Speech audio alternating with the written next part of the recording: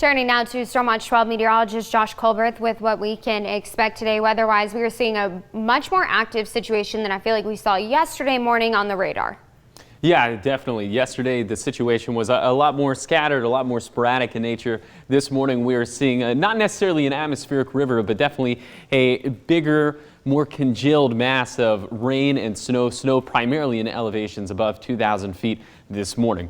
Let me step off the screen so we can go over all these winter weather advisories. Once again, most of these are set to expire at 11 a.m. except for those in south central and eastern Siskiyou County and over on the east side for eastern Klamath and Lake counties. Those are set to begin at 11 a.m. this morning, and then those are set to expire at 11 a.m.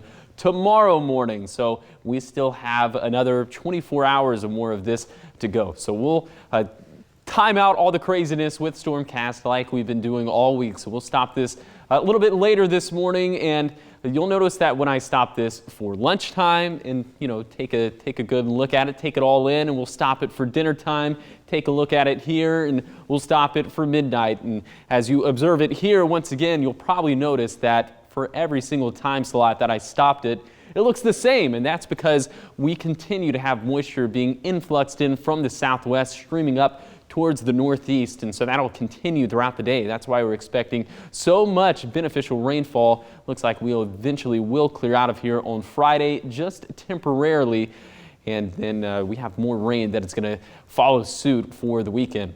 Some of those precipitation totals that we could have over the next 48 hours are going to be very beneficial, especially along the coast and up in the Cascades, but even some of our inland valleys are going to see a lot of beneficial, not only rainfall, but also snowfall. Now, we're going to see less snowfall today in the lower elevations because snow levels are up today by about 1,000 to 2,000 feet. Yesterday, they were between 2,000 to 3,000 feet. Today, they are hovering anywhere between 3,000 to 4,000 feet. So that's why we're expecting mainly rain within the Rogue Valley today, but some of our higher elevations are still going to get snow and quite a bit of snow as well. Diamond Lake Junction could receive another foot of snow over the next 48 hours. I don't think Siskiyou Summit or Black Butte Summit are done with snow either. So that is going to be quite the commute on Interstate 5 over the next 48 hours. And so that's why we are keeping either a yellow light or a red light for the next 4 days. Past travel is going to continue to be dangerous, so take things slow, have the snow chains ready to go. For today, like you saw on Stormcast, lots of rain and snow that are going to impact those passes, and then that'll continue into the overnight hours.